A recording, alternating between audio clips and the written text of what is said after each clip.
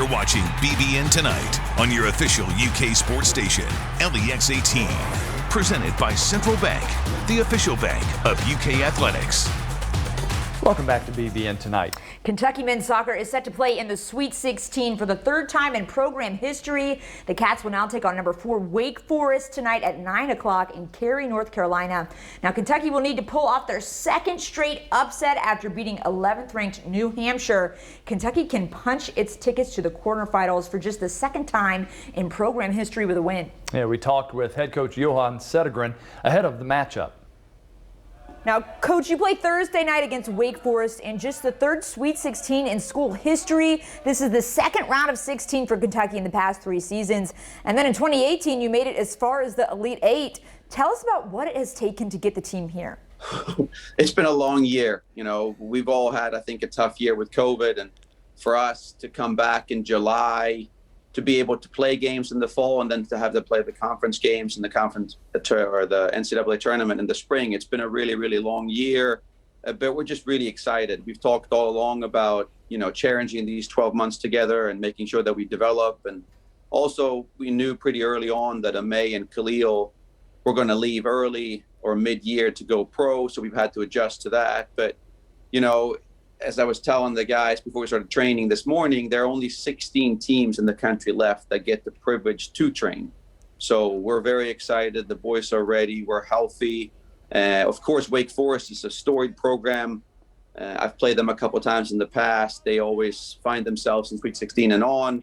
And for us, we're just really excited for the opportunity. We know we're playing a good team, but we're also a good team, and we do some things that I think causes other teams problems. And again, I was talking earlier to someone about our 3 captains, Leon Jones, Bailey Rouse, and Marcel Meinzer. I think those are 3 incredibly special players, and they're very excited to get this challenge tomorrow.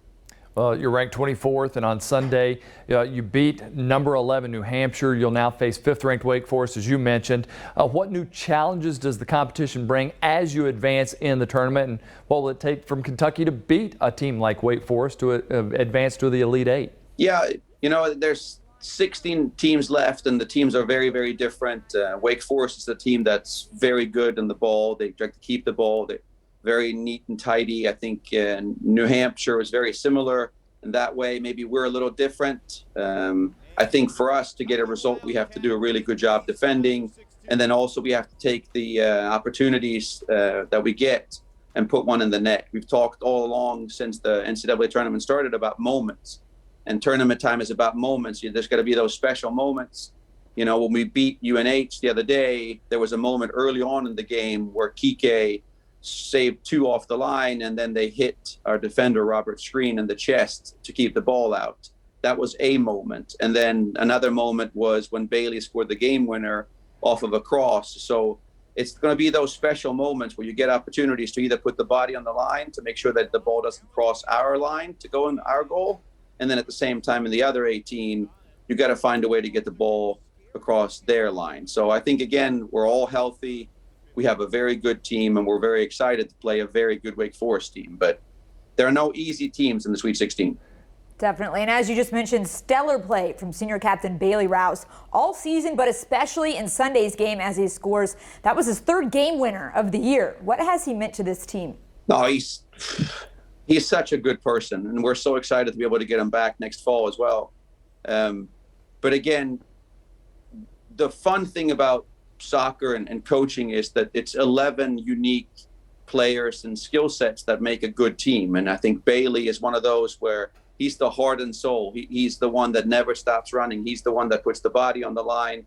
Maybe he's not the most technical player, but he is just unbelievable in the air, and he's incredibly brave, and he's ready to do whatever is needed to score a goal or to prevent a goal from being scored. So again, we can't have just Baileys, but I think every team needs a Bailey to have success. So we're very, very happy to have him.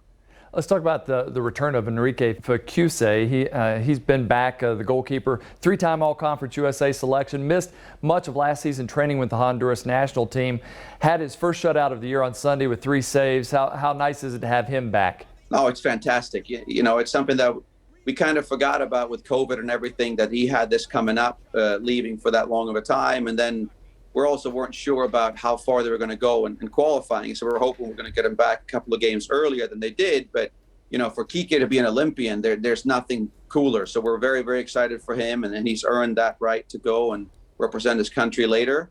But for us, you know, we just kind of kept looking at the calendar and finding, okay, when can we get him back? And we're just hoping we can get him back before the season was over. And again, he proved against UNH how good of a goalkeeper he is. So I think there's different ways of building a team, but I prefer to have a really strong central core.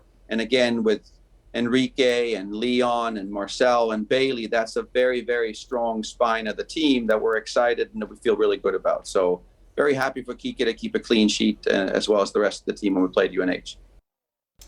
And men's soccer isn't the only team trying to bring home some hardware. Yeah, we'll talk with women's coach Golda Borse after the break.